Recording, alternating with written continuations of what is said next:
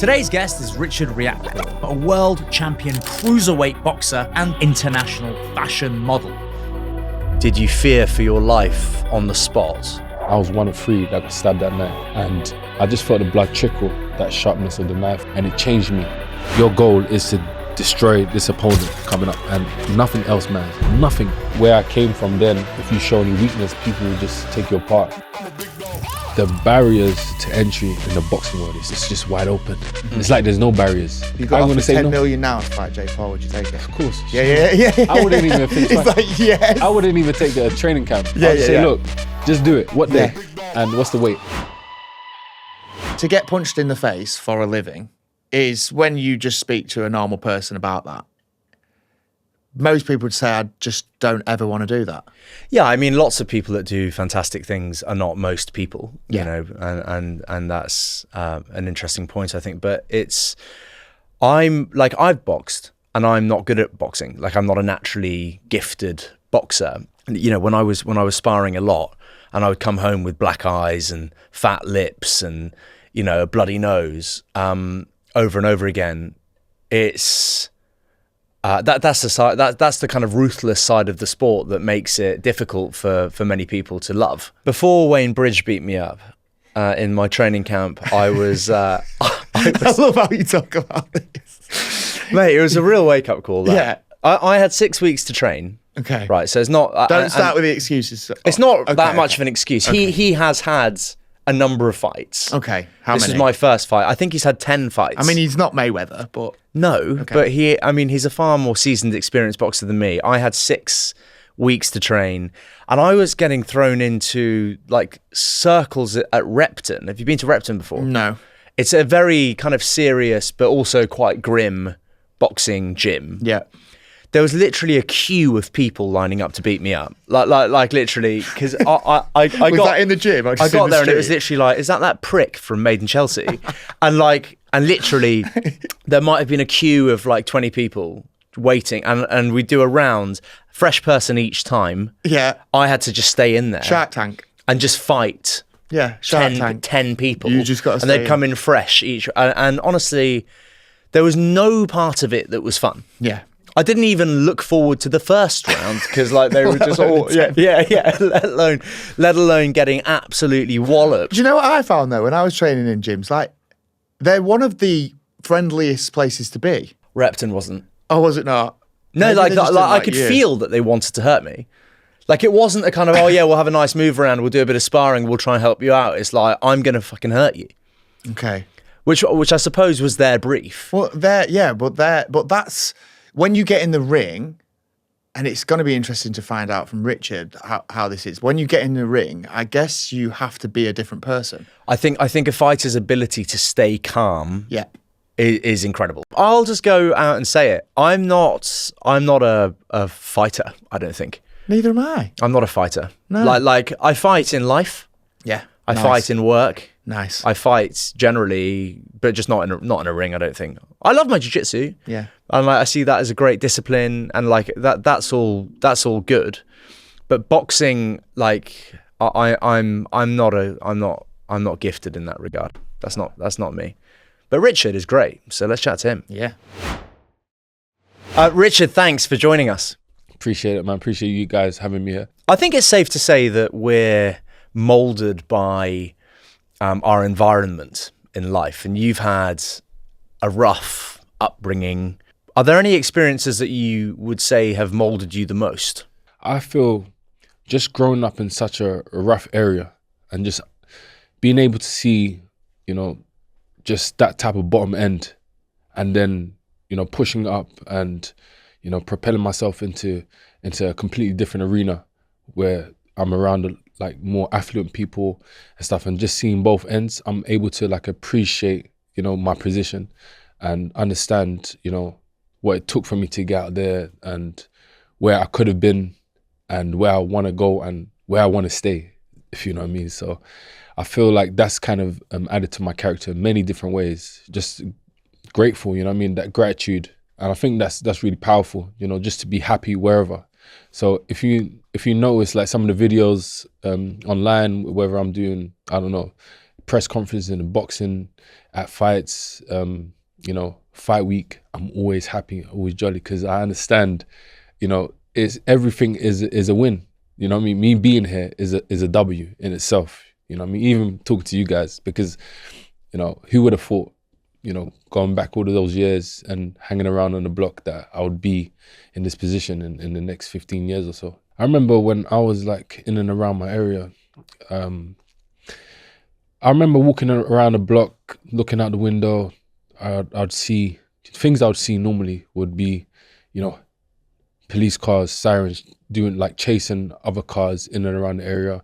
People, you know, speeding through the estate, parking up, and everybody jumping out and running through the park, because that was just like a little exit route for most people doing crime on the Wharf Road. And I would just think, you know, I can't be living like this. You know, I want to live a better life. I imagine myself living a better life in a better environment. And I thought, if I don't plan now, I'm going to end up just like that because of the environment, or maybe somewhere not too far from there. And I wanted better for myself, you know, and it was just kind of understanding I don't know, it took me a while, but to become more conscious of where I was. But the people in and around me, I start to weigh up and realize that most of them are not where I want to be in the future. They haven't really achieved anything substantial. There was not a lot of role models in and around the area. There's not, like, let's say, entertainers or athletes or very well educated people that are in high paying jobs, for example. And I thought, you know what? I want to make loads of money. I want to live good, and I need to do something different. And that's when the change began. Yeah, that's when I started to make like different decisions, and it was all based on where I want to be in the future. You were stabbed in your youth. Yeah. Can you tell us about how that experience shaped you and changed your life? I'll say when I had that type of experience, just, you know, what happened was basically somebody tried to rob my phone. Yeah, plain and simple. I was at a party with friends, and they lost their phone. They thought we stole their phone. right. Then they came out asking for our phones. Give me your phone, give me your phone. And I was one of 3 that got stabbed that night. And, you know, I didn't even have a phone. That's how, you know, how far back we're talking about. But I just said no, because more like ego, and, you know, the where I came from then, if you show any weakness, people will just take your, you know, they will just take you apart. And I said no, end up getting stabbed straight away in the chest. I felt like a you know, a thud and a sharp, you know, that sharpness of the knife. Of the Where blade, was it? just right underneath my pec, just right there. And I just felt the blood trickle. It's like almost like I took a breath, and then I just felt the blood trickling, but it didn't stop. After like 2 minutes, when the guy just went, and that's when I thought, I think this is serious. Before you know it, lost consciousness. Had a friend slapping me, like, wake up. And I just thought, well, I don't know what's going on. You know what I mean? I just thought, you know, I'm still up. Let's just see how this goes. Went to the hospital, saw my aunt, just, like, crying. My mum was abroad, she was trading. So she's getting calls. Imagine how that must have felt, that for a parent. And they had to sign to do an emergency operation. And like straight away, I woke up with my dad in the corner after the operation. I even remember waking up on the operating table because they didn't give me enough sedatives, and like I could feel them poking things inside me. And it's like I'm trying to scream, but I can't. Almost like a dream, you know, when you're trying to fight, you can't throw a punch. And anyway, after that, I felt like I didn't deserve that. I didn't do anything. I wasn't an active criminal on the street. I was exploring. I was trying to enjoy myself. You was just a kid, Just a kid, yeah, 15 years old.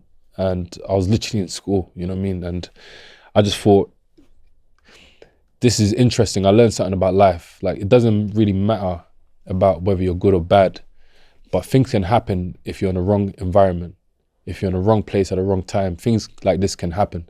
And it changed me. It changed me in so many different ways. I was very conscious about my surroundings. was, Are you still conscious about your of course, very, very, with the people that I'm with on a day-to-day, where I go. Do you mean conscious about your surroundings? Like you're more aware of who's around you and where you are? And I would say, in a sense, just with who I'm with, let's just say, because I could be in a good place, but with somebody that has done loads of bad things and, you know, he's attracting this type of energy. I'm with him, somebody spots him, and next thing you know, for some, in this good area, somebody's coming around spraying bullets, you know what I mean? did you fear for your life on the spot? I think the adrenaline, you know, took over at that point. It was painful with the first, like, the stabbing, you know, itself. I felt that sharp pain and a breath was taken, and automatically it started to affect my breathing because I was bleeding externally and internally. So my lungs wasn't expanding to its full capacity. It was just restricted by the blood flow around it. So when they did the operation, they had to cut open my body and put tubes in to drain the blood from around my lungs. That's how I was able to breathe. So as time went on, I couldn't speak properly. So I would say something but be out of breath. Yeah. As part of who you've become today, have you forgiven that person? Yeah, I have forgiven them. You know, sometimes us human beings, you know, we could be in a place in our lives where it's influenced by a number of things. The environment. Environment, emotions, you know, other things that's happened to you as an individual. And a lot of people like to take away the cause and just leave the effect and judge the effect. But there's cause and effect. That's how life goes. And in that scenario, you know, he was definitely affected by a lot. And he probably changed today, you know what I mean? And so I moved on from that. I'm still alive. I can still tell the story. Mm-hmm. I was able to continue and pursue a career that I loved and I was passionate about. I'm still doing that. You know what I mean? It didn't affect me in that sense. And it actually probably taught me a lot. They say, do you think it's given you a fondness of life in a way? They say, like, when something like that happens to you, you just appreciate every little thing a little bit more. Absolutely. Yeah. I appreciate life, you know. I feel like it's a gift. That's where I started to, you know, want to get into sport on a proper level, like on a committed level, because I was playing football at one stage, but instead of an injury, the reason why I stopped... the knee, you want the knee, right? Everybody got that same excuse, didn't the it? ACL. But instead of the injury, I stopped playing because of the cold. When it hit winter, really, just kicking the ball, you know what I mean? And my toes are numb. I couldn't take it no more. That's mad. So you chose getting punched in the head rather than cold. Yeah, That's so funny. That's the legitimate reason that you stopped playing football. Yeah, the cold. The cold. So I would rather stay in the house. When they would be like, "Where's Richard?" I would, you know, not answer no phones. When they call my mom, say, "Mom, I'm not going today. I don't feel well." I'll lie, of course, and I'll just play computer all day long. I'd rather do that than go out and play football. And that's when you thought... And that's when my career ended. So football's probably not going to be the one. So then what made you turn to boxing? Did you get into many fights? Did you know you was good with your hands? Do you know what I mean? Did you know, obviously you're a big, strong guy. Did you think maybe that's the way to turn? I'm good with these.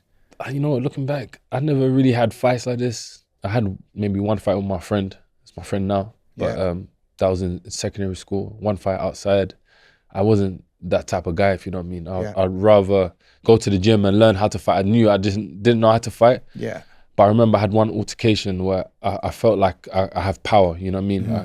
But I didn't know anything, really. I didn't know, when I walked through the gym doors, I didn't know if I was going to be good, if I could punch. I didn't know even if you being able to punch hard was even a thing. Like, I just thought boxing is boxing. We're all the same. And everybody's the same. Yeah. Exactly what you said there. So I just assumed that everybody can punch and hit hard and stuff, and it's a difficult sport. So I had a little bit of fear in me. Yeah. So which is good to have. Yeah. Right? I had fear because I thought, if I get hit, I'm going to get like. Do you really still hurt. have that fear now?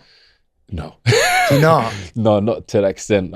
It's like, I don't know, once you've been in the game for long, you just understand how to play the game of chess, you know, or boxing chess, so to speak. And you know how to deal with certain opponents. If there's a heavy hitting guy, you want to use your legs, move your feet, make sure you're mobile. Is that because relax. the fear almost shape shifts when you know what you're doing? So it's kind of initially you might fear getting hurt, but once you know what you're doing, the fear is on a kind of almost deeper level. It's the fear of loss, or it's the fear, does it move and change? And is that why it's less relevant? Yes, I think you're correct. You're spot on, because it's not that the fear completely goes. You might fear losing. Mm-hmm. You might fear being hurt in a different type of way. But the fear of like getting punched and stuff like that kind of goes away.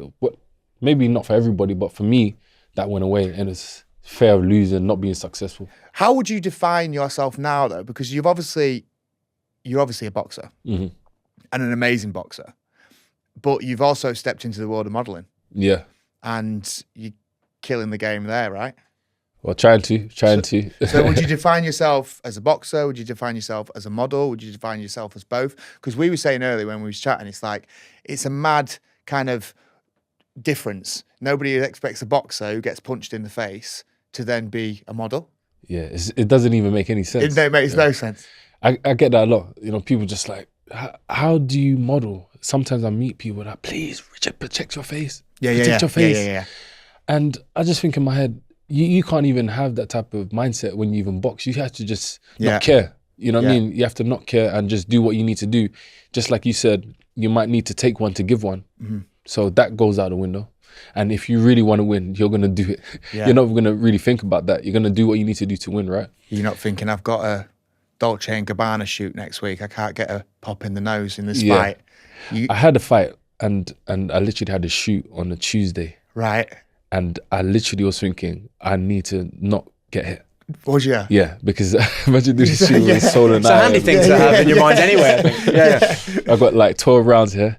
If it goes the distance, then I need to make sure I'm defensively responsible here. So yeah, but I came out like unscathed, Nice. Fortunately, and I did the shoot. But anyway, going back to your question, I would say I wouldn't even define myself as a boxer. Okay. A lot of people have always asked me this question. What do you like? People know me as a boxer. People know me as a model. People don't even follow the boxing. They just know me for other things. Mm-hmm. But if I was to define myself, I'll just say I'm a professional hustler. Yeah. I'll do what I need to do to Nice. make it for whatever reason that is behind it. And, I think I have different reasons for why I box and for why I'm trying to attain, certain status and stuff. And pretty much it's to help others. I like helping people. I'm into giving because I understand the power of giving, and I understand us as human beings, it's all about bringing value. I really have this kind of notion to life. We have to bring value to the world, and how can I do that? Sometimes I think in my off time, how can I bring value to my community? How can I bring value to a certain people that need help in a type of way, if you know what I mean? So Is that a recent realization that you want to help people? And at what stage of your life did that start to become your thought process? I think this became my thought process from the very beginning of my career. That's only because I understood how hard it was for me to get to my position. And I realized a lot of people don't have that type of support, not even like support from somebody that just can give them advice, just free advice. Like, look, do this, you have this type of skill.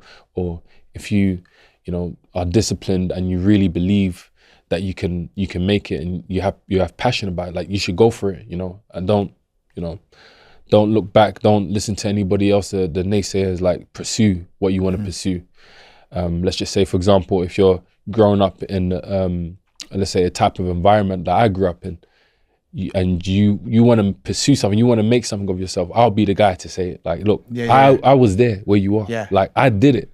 You've got that experience. Exactly. If I can do it, why can't you do it? Yeah. You know what I mean? Your rise into boxing was quite quick. Like, I remember hearing the name, and then it was like I saw the stature of you, and I was like, this guy's going to be an absolute machine. How did you deal with that newfound fame that came quite quickly? Did things change? Did people change around you? Did you notice anything? And how did you deal with like people all all of a sudden knowing who you was? Yeah, it was interesting. The first time I experienced this is when I fought on Usyk versus Tony Bellew. Yeah. That card. And that's when I had a slot, you know. You have to understand, I came from small hall shows. We were boxing, we had to sell tickets to fight. Hall and stuff like that. Yeah. We had to sell tickets to fight. So let's just say that we would have a deal in place. The house would get a certain percentage of the tickets. Yeah. I would have to pay for opponents. I would have to pay my coach, and then everything else is what I take for myself. So we would end up taking, you know, after all of the payments are made, like maybe £200, you know, home, and for a fight. And I never used to think about it. I just used to enjoy it so much. I didn't care about the money. Yeah. I didn't think, I'm not gonna make this much money, but I would always try to make as much and sell as much tickets. But it's not an easy thing. So you can just imagine us running around to even on the fight day, trying to get as much money as possible till we, you know, before the fight. And then when I got my slot on the Tony Bellew show, it was like, wow, I actually have a slot, like a time scheduled for me to fight on TV. Yeah. It was unbelievable. Not just TV, but box office. I thought, wow, I made it. Yeah. I mean, I didn't even care about the money. I thought, this is it. I've done it. Like, who would have thought? So when I got on the stage, when I was like walking to the open workout, I had people with pictures of me and asking me to sign it. I could not believe my eyes.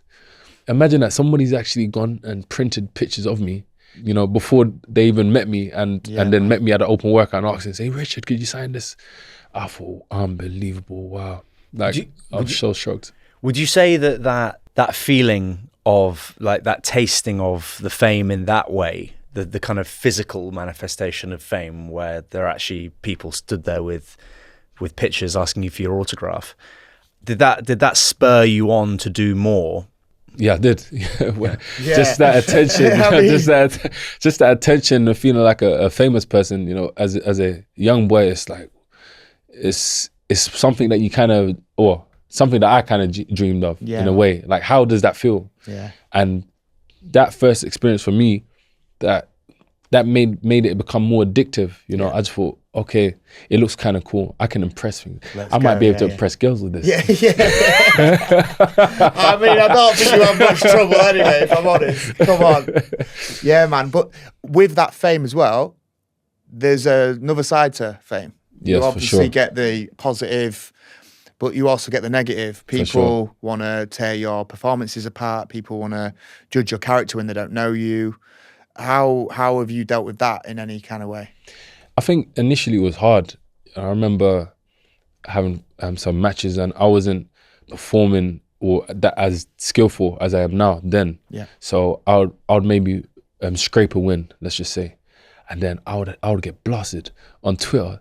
Yeah, they would be like police. They would be literally harassing me and just telling me, look, this guy is not going to go past European. He's not going to go past British level. This guy is trash. Like, and it used to affect me. I used to read every comment, every single comment. I think, oh my God. Yeah. You know, I thought I was going to be like an AJ, you know, just coming, everybody loves it. Yeah. Twitter, deleted Twitter straight away. Reality hit me hard. And I thought, damn. I think I mentioned it to Dillian Whyte, because Dillian Whyte was managing me then. Mm-hmm. And he said, why do you care about our nonsense? Like, you're doing what you love, you're making money. Like, don't pay no attention to it. And that just hit me. I thought, wow, it's true what you said. Like, why am I even caring about somebody else's opinion? And then he went on to even say, like, you actually need the opinions of fans, because they actually increase attention and you know, the view numbers. You know, everybody needs to have an opinion. You want to bash them down because they're not saying something that you want to hear. You know, this is good. This is business. Let them have it. This is actually business. And when I started to understand it from the business side, I was very inviting. Say anything you want. I don't take no offense to it. Yeah. I actually don't take no offense to it at all. I think it's actually good. It's better that you have an opinion than no opinion for me. I think the loudest people online, though, are often negative as well, you know. So I think the general people consensus. are more likely to write a nasty comment than say, well done, that was a class performance. Yes. They think that. Exactly. But they don't necessarily tell you. I am beyond excited that Whoop is now a partner of the Untapped podcast. Whoop is a company and a technology that has completely changed the game when it comes to wearable health data. Whoop provides you with feedback and actionable insights into your sleep, stress, recovery, and overall health, and empowers you to be the best version of yourself. I also love the fact that it doesn't have a screen, so it doesn't become a distraction. So this is just constantly working away 24/7, collecting data, reading my heart measurements, letting me know how many calories I'm burning on a day-to-day basis. But when at home, for example, on like a day off, when I'm with my kids, or when I'm just at home with the family, it doesn't act as a distraction. If you're interested in taking control of your health and fitness so that you can excel in all aspects of your life, you absolutely should look into Whoop. Go to join.whoop.com/untapped for your free 30-day trial. How quickly do you think you could knock Jake out? Jake Paul. Me. Oh, Jake. No, this Quickenden. I was thinking Jake Paul. Jake Paul. that'd be great. I'd love to see that. What is your take on the Jake Paul stuff? I'm gonna be honest. I feel like the barriers to entry in the boxing world is it's just wide open. Mm-hmm. It's like there's no barriers. I said that to somebody literally the other day, that if you want to be a professional boxer, you can be, but you just won't be a very good one. Yeah. Like the barrier to becoming pro even is just you need a sanctioned fight. Yeah. And medical done. And an okay medical and someone to sign you off. Yeah. Like I remember when I turned professional, they will ask me for like my previous experience to turn professional. It's like the barriers just changed. It's like over the last maybe 2-3 years.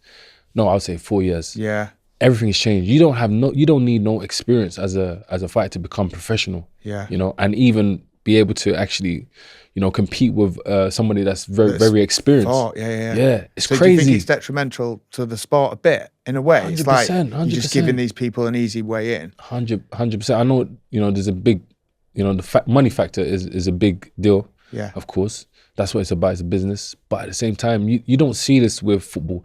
You can't just say one day, I want to be a pro footballer and then play for like Chelsea or this just because you got like let's just say a good social media following. Yeah. It doesn't work like that. In my opinion, I would say it's great what he's doing. In fact, I commend him. Mm-hmm. What he's done is very unique and it's something that should be celebrated. But I just don't think it should be called boxing.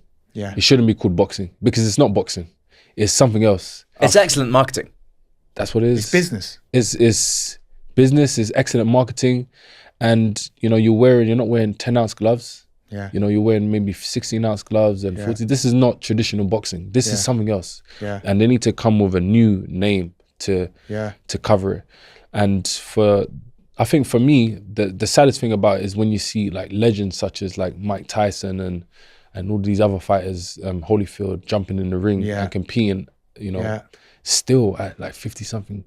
You have to admit they've made some bad investments, in their career, even though they've actually seen, ridiculous millions, in their career. But, you don't want to be stepping in the ring at age 50, having a hard career, taking loads of shots throughout your career too.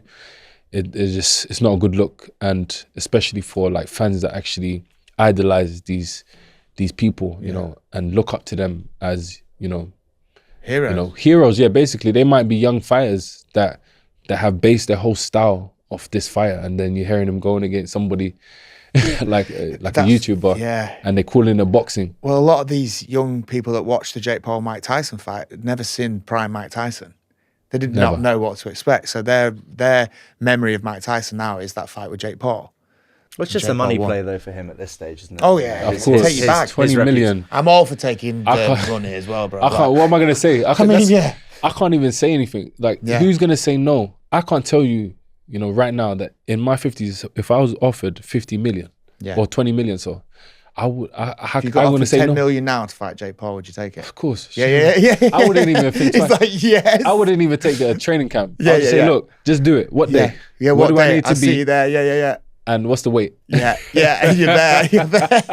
I think that's easy money. I suspect your phone's not going to ring from him at this stage. Not yet. Give it 30 years.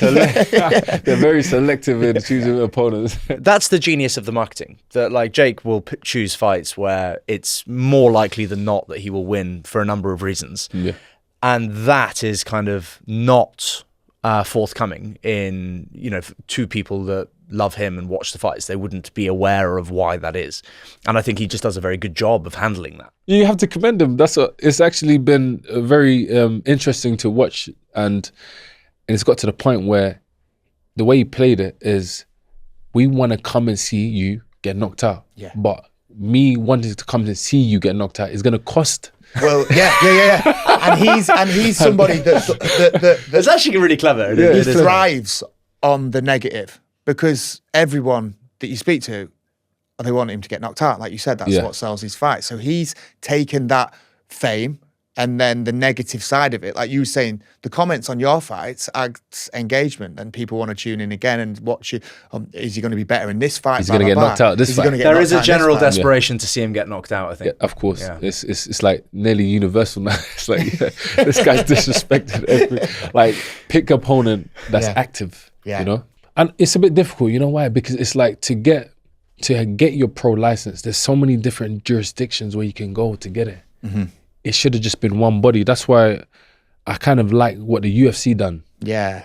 You know, if you wanted to box at that high level in mixed martial arts and it to be filmed everywhere, you're picking either one or two. Is it the one, or let's say three? Is it PFL? Yeah, PFL. PFL, Cage the Warriors, UFC, or one UFC. championship. Yeah. Done. It's like one or the other. Yeah. And there's these organizations, and it would be better if it's just like one or two. Boxing, yeah. And then one belt. That's it, done. Yeah. And you can't This is the world champ. This, yeah. There's like 6 world champs at the same weight class. It's like kind of confusing sometimes. Exactly. So there's a bit of a duality with fame in your case. So you've experienced fame from boxing, but also fame in other mediums. How has your perception of kind of self-image, your image, changed with time? I think my image changed a number of times, to be honest. You know, like going into the boxing world, understanding that I'm a boxer, people want to get to know me, people only know me as a boxer. Then I start to work on my foundation and I'm helping the community. They don't just see me as a boxer, they more see me as maybe like a philanthropist, or just a saint, just somebody that just wants to help and bring value, just help them.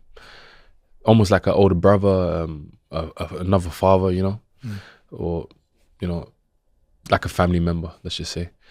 And then that became a thing. It's like, we want Richard to come, somebody cool that understands what we like, what we're into. For example, I'll do talks, I'll start talking about anime, I'll start talking about this. Everybody gets excited. They're thinking, how do I know about all of this stuff? Yeah.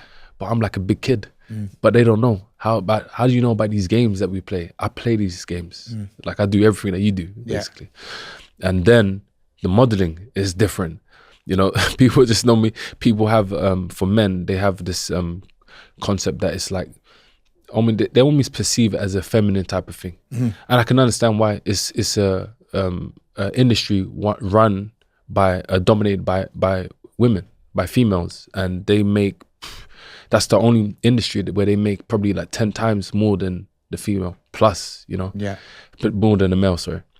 And then it's like, okay, you do boxing, but you're doing something, supposedly feminine. Yeah. Like, I think you can get away with this, you know what I mean? you fight.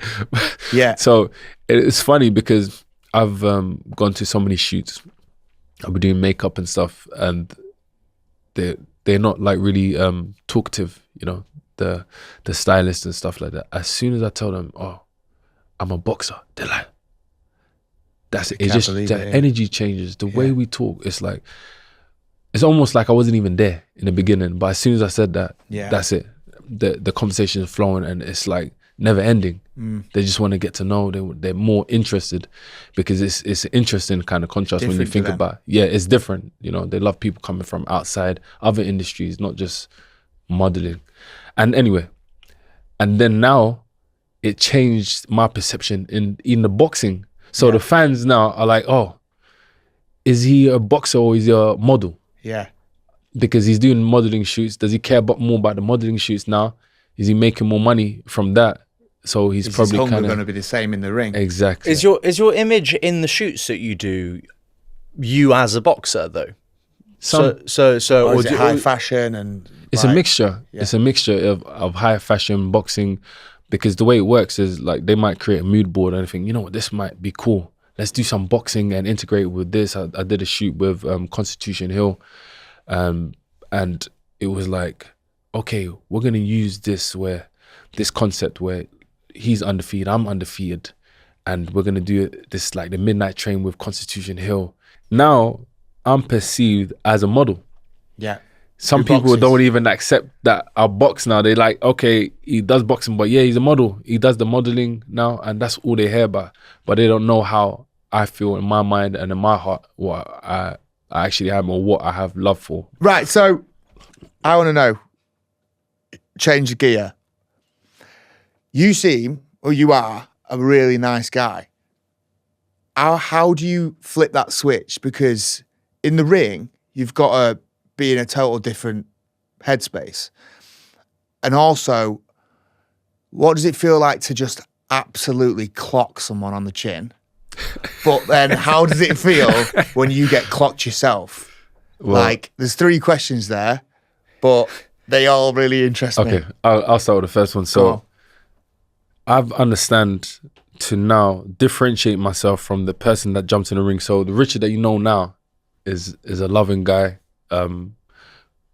loves just the greater good for the world, wants peace, wants to add value to society, you know, and even forgets that he boxes a lot of the time.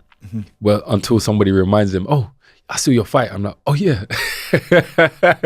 But then when I step in the ring, it's like, it's the midnight train. It's not Richard no more. You know, it's somebody completely different. Somebody that's hungry for blood, that wants to destroy, wants to maim. I find that really interesting. So obviously the world's best boxers are technically, you know, so sound. Usyk, Mayweather, you know, these guys that they almost look different to other boxers because they move so well, and they have this natural ability that they've obviously harnessed over the course of their entire lives, right? Boxing. How much of your boxing is that immense skill set and the game of boxing versus the hunger to hurt someone, which I think is also quite important, is it not? Yeah, of course. It's a mixture. It's a mixture, but it's more the latter. You Really? know? Yeah, 100%. It's more the latter. Like, That's what I lacked, We want I to think. destroy. We want to take your soul. You know what I'm saying? We want you to be filled with regret that you even took this fight, that you even thought about taking this fight. You know, I'm gonna make you feel this. You know, that's getting what it scared is. just like you know, that. that's, That was great. Yeah. No, seriously, no. But it's such a shit. It's so important though, Yeah. because I find that really fascinating. That there's the kind of technical side that you must have, but actually you think it's more important to physically want to Just inflict destroy. harm. 100%. This is the game. This is the hurt game, and this is what the fans see. This is what brings the interest. And even when you look at it from a logical point of view, like somebody's actually trying to derail me from my destiny. You know, from going to where I want to be, from putting food on the plate for my family. You know, how should I feel about that? You know, you want to, you know, kick me off track. Yeah. Where I want to go, I'm trying to get to a destination. You're my enemy. You're How do you- actually my enemy. How do you switch that off after the fight? It takes a while. It takes about 2 weeks for me. Does 2 it weeks? switch off. Yeah, it's weird. It's weird because you're on such a, it's like you almost become a different person. You know, Or do you know? feel kind of more aggressive for like 2 weeks, or what is the feeling and how does it change? I would describe it as a very cold feeling. There's no emotion. It's just almost like emptiness when it comes to being like a normal human being. There's no care for anything else but to complete your mission, almost like a robot. You know, your goal is to destroy this opponent coming up, and nothing else matters. Nothing else matters. You know, I could be around family, friends. You could just see something's off. Something different. I feel like some people can go crazy as well with this. The reason why is they don't know how to differentiate this from them. and then that's when the confusion happens, the conflicts. So that's why I think, in my opinion, that's why you hear like a lot of like combat athletes actually, you know, off the rails in a certain way, and it's because they don't know who they are. They think they're this boxer and can inflict damage everywhere. Yeah. But you can't, because there's laws in place. But in the ring, you can do whatever. You can do all of this. It's fine. So, which is why I have designed this, you know, or I don't know, maybe this is how this alter ego kind of came about. It's just not me. It's not who I actually am. But Midnight in the ring, Train. yeah, in the ring. Such a belter. Yeah, I imagine having a cool nickname like the Midnight Train. What's your name? Imagine Pug or something. People, Pug? people think I'm a pug. The Pug, yeah, Pug. Well, just Spenno as well. You know, just an abbreviation of my actual name. You know, that tends to be the way nicknames come about. I'm certainly not called the Midnight Quickie. Train or anything Pug. cool like that. Quickie. Oh yeah, of course. Frenchie sounds good. Frenchie. Yeah. Yeah, Frenchie. There you go. Frenchie's good. Spenno, Spendog. You know, all that stuff. Too quick, Quickenden. Right. Okay. I think this has gone But I to just this. get myself. Too quick, Quickenden. Quick. What? That's not a great nickname, is it? Well, my name's It's a good thing you're no Quickenden. longer in the dating scene. It's hard to get a good nickname with Quickenden. Yeah, to be fair. Just quick. Too quick. Again, it doesn't sound. It doesn't sound appealing to the other side. That's No. Did you date Madonna? I didn't date Madonna. No. Oh, I thought you had. Yeah, there's a lot of articles that, you know, when you know, viral. Let's just Yeah. say. You You seen him? Yeah. I bet. But yeah, no, she's a friend of mine. I met her in the fashion world, modeling world, and became close, you know, very nice person. And it's funny because with all of the fame that surrounds her and everything that she's done, you forget, because she's a normal, genuine human being, you know, lovely person, the team. Like, I don't think fame makes you good or bad. Like, if you're a nice person, you can be as famous as Madonna and still be a nice person. But you've probably come across people working in the modeling industry or even in the boxing world that haven't got that fame of Madonna, but are a total tool. Like a total with a capital T. Yeah, for sure, like for total. sure. I've met so many people like that, and it's so funny that, you know, when you get to know these people and you become acquainted, it's like you forget. You forget. The only way I even remembered how famous she was when I saw the articles all over the world.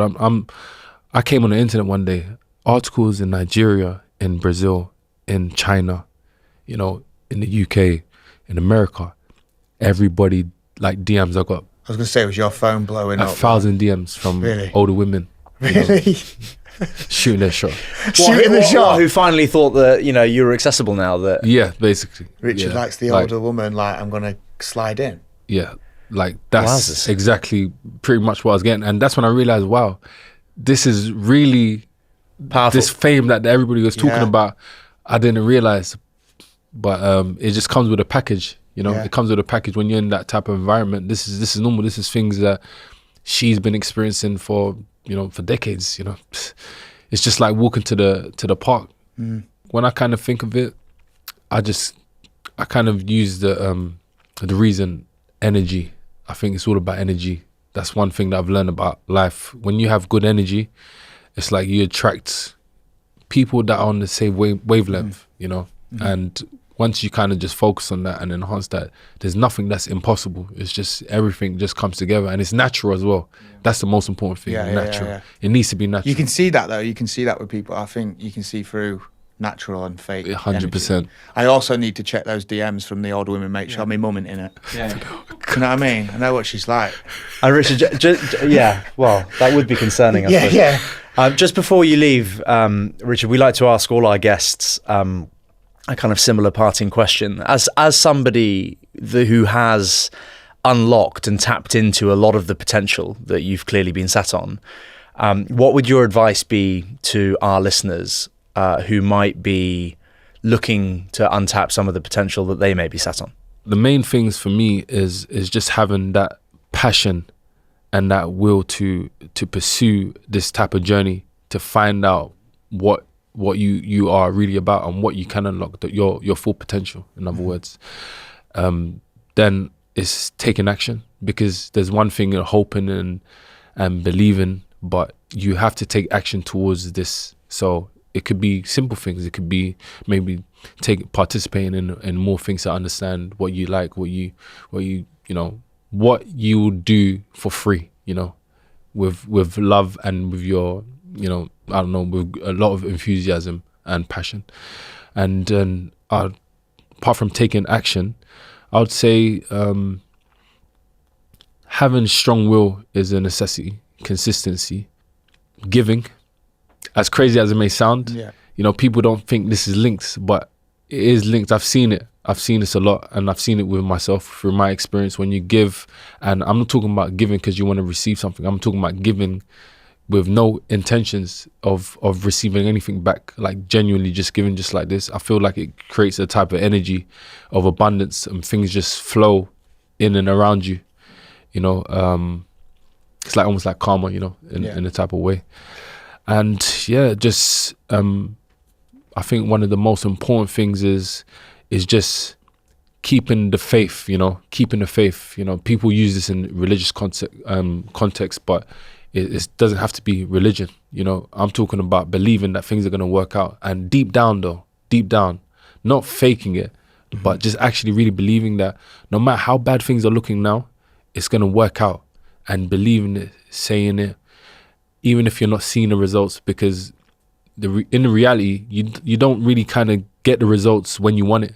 It happens when it's supposed to happen. Almost like a lotus. You don't say, look, I want the lotus to bloom tomorrow. It doesn't work like that. It's gonna bloom when it is ready. So when you do everything else and focus on what you can control, then things are just gonna happen, and you're gonna tap into everything. That's my opinion with that. Thank you, Richard. Yeah. Love that. Cheers, man. Cheers, Steve. Thank you.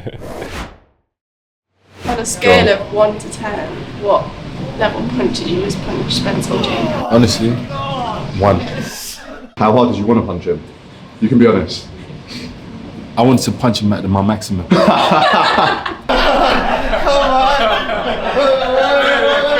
Show tomorrow. Yeah, that was. Okay, go on. Let me eat. What? Let me eat. Okay. Can I eat Spencer? Wearing some GB Olympian stuff.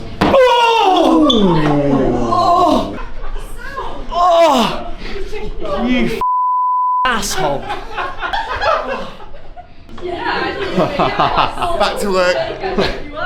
That was brilliant stuff. Sick, brother. Absolute pleasure. It's a bit mad to think that there are people out there who are so troubled that they'll just stab you in the chest for not handing over your phone, which you didn't even have. But that's It's wild. What I took like when away. he was talking to me about that, I was just like, I'm so lucky to have the kind of privileged setup that I've had my whole life. Like I've never been anywhere near that. Yeah. Like, and I just thought, fuck, it's so bizarre that like that's just all over the place. I mean, I nearly asked him about his opinion on the aggressor, on the bloke who did the stabbing, because it's just. But he kind of had an opinion on that because he said he'd forgiven, Yeah. which is an amazing trait to be able to do. But it was also the fact that he didn't even show any blame. It was It's almost like it was normal. these reasons that this happened is due to environment, the trauma of the person, what they've been through, who they've been surrounded by. It was like there was no blame pointed by him at all, which is quite a noble thing to do because No, for sure. But it was like that to me is like I would have thought that the decision to stab someone, presumably to kill them, would be like not a throwaway, flippant thing. well, yeah. This guy didn't seem to give a shit at all. But that's the scary world that we live in, unfortunately. It's weird, isn't it? I could have spoke to him all day. I didn't even ask him much about his fights or anything. Like his mindset change was scary though, wasn't it? When he said about like how he changes when he gets in the ring. I actually was quite frightened as well. It's like this Not guy like- who's just been so nice and warm, then all of a sudden says like, I get into this ring and I become the midnight train and I want to run through this person and that's the only thing I'm thinking about is hurting them. It's like, For 2 weeks after. For 2 weeks after. It's interesting though, isn't it? Because I think that for me took me to a place in my mind that was like, unless you have this deep focus, and that's essentially what that is, the chances of achieving whatever goal you've laid out for yourself are quite slim. Like if you go into a 100-mile race or your 1,000-mile race thinking, well, I'm going to fail. Yeah, you then, will then, fail. then you will fail because it's a reality, it's a possibility, it's there, it exists. Whereas if you try and remove that from your mind in the way that he removes losing from his mind, like, I need to flatten this person, I need to hurt them, sees them as like an obstacle of his fate, right? So it's literally like it's not a sport. It's not a person there. You're in the way. You're in my way of my dreams for life, like type thing. This isn't a contest in the ring. This is like you are an obstacle that I need to remove, and I think that's really interesting because you can apply that to all kinds of stuff, to your job, to business, to whatever. It doesn't even have to be a physical fight. Yeah. And then we agreed to let him hit us after having that conversation with By the way, the person who hit me fucking hardest was you, twat. You do that screwdriver thing that you do. Yeah. You literally you went up behind my ribcage. Yeah, I tried to get you Punched me in the lung. Yeah. You crushed my left lung. Well, I've only trained for a year. I'm not bloody Bruce Lee. Nobody accused you, by the way, of being Bruce Lee. You did. But- by the way, but, you got like- scared when I asked you about it. Bruce Lee. He was an animal. He's fucking high end, isn't he? You Yeah. should get him on. Guys, as ever, we thank you for your listenership. Hope you enjoyed this episode of Untapped. If you did, please drop us 5 stars in a review. We're a new podcast, so that would be really helpful. Do please remember that you can also watch these full episodes on our brand spanking new YouTube channel. So please remember to subscribe. My entire journey on Untapped is being fueled by the world-leading supplement brand Heights. Day in, day out, through ups and downs, whether I'm at my desk with my kids, training, or in the desert. When it comes to achieving peak performance, I've learned that having great nutrition is crucial. It is, after all, the foundation of everything. I have been a supplement skeptic all of my life, but when I entered the desert, I knew that I needed that little extra help to get my Guinness World Record. I chose Heights, recommended by the experts on my team, and it's supported by over 700 scientific studies. I knew I could trust them, and it worked. Made by doctors and dietitians, their magnesium is a clean and powerful supplement. It not only helps with my sleep on a nightly basis, but also with my recovery. I would highly recommend that you try them for yourselves. Taken by over 103,000 high performers, including top international sports teams, Olympians, and world record holders like myself. Why don't you give them a go? Get 20% off your first subscription at heights.com/untapped or use code UT20 at checkout.